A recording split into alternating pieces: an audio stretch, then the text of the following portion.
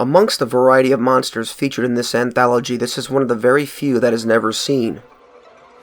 There is no definitive description of this beast yet, only a simple ominous portent is left behind. Its footprints. Given the time of season or simply the hours it could take to create such a phenomenon, the following information consists of eyewitness reports and common sense boiled down to a guess. The day after a heavy snowfall, a stretch of hoofprints approximately 40 to 100 miles long was found in the Exe estuary, from east to South Devon, England. People believe that the tracks were made by Satan himself as they were cloven-shaped. They measured 4 inches long, 3 inches wide, and 8 to 16 inches from one another. The most bizarre aspect is that these hoofprints also traversed odd areas, such as open fields, haystacks, on top of house roofs, and through high walls, unhindered. These footprints were reported in over 30 locations over a period of 72 hours. All of this occurred in 1855. Fast forward to the morning of March 5th, 2009 in Devon, the same location. A woman by the name of Jill Wade found a series of mysterious cloven hoofprints that appeared from nowhere in her garden and stopped so inexplicably after about 60 feet. Graham Inglis, of Center for Fortean Zoology, appraised the similarities to the 1855 description. He said, quote, "This is certainly a first for me. The footprints are peculiar, but they are not the devil's. I don't believe the horned one has been in Woolsey. Personally, I think it belongs to a rabbit or hare, but quite an academic punch-up has started over it." There have been theories to explain the 1855 Devon incident, ranging from hopping rodents, badgers, kangaroos, and even a balloon. The rodents theory was mentioned in March of 1855 in the Illustrated London News because the prints they leave can resemble a cloven hoof. In July, Sir Richard Owen argued that the badger was the only plantigrade quadruped on the island and left prints larger than would be supposed from its size. The kangaroo theory was admitted to have been made up by Reverend G.M. Musgrave, by his own admission, to distract his parishioners from the prospect of a visit by the devil. It fictitiously involved the escape of the animals from a private menagerie.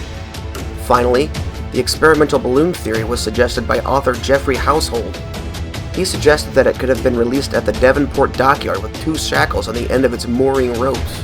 Skeptics have said that did not explain the strange zigzag pattern of the prints, or why the shackles didn't get caught on anything as it traversed over plants, haystacks, walls, and small trees.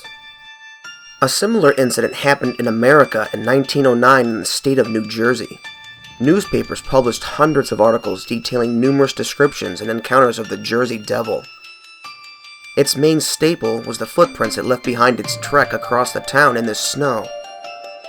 Among alleged encounters publicized that week were claims the creature attacked a trolley car in Haddon Heights and a social club in Camden. During these incidents, it's reported that it even had a run-in with the local police.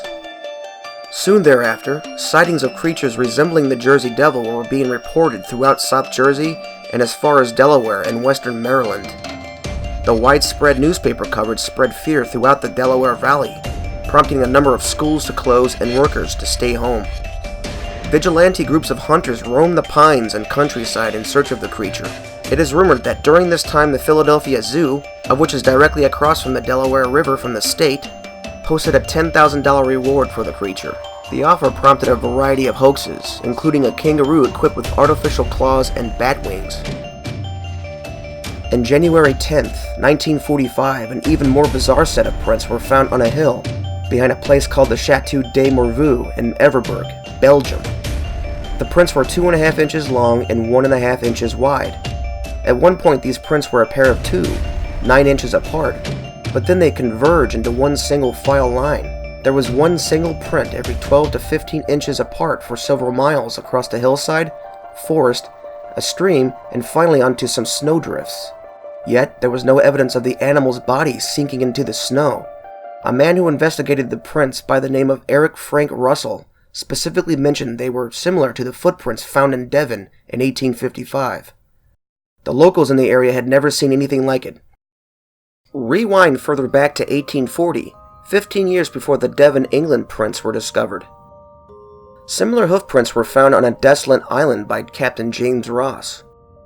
On the Grand Tier Islands of Guadeloupe, the marks of an unknown large hooved creature were made across snow that led into a dry, rocky terrain. From records made of the expedition on these swaths of islands, the only forms of life on them were insects, birds, some feral cats, sheep, and rabbits.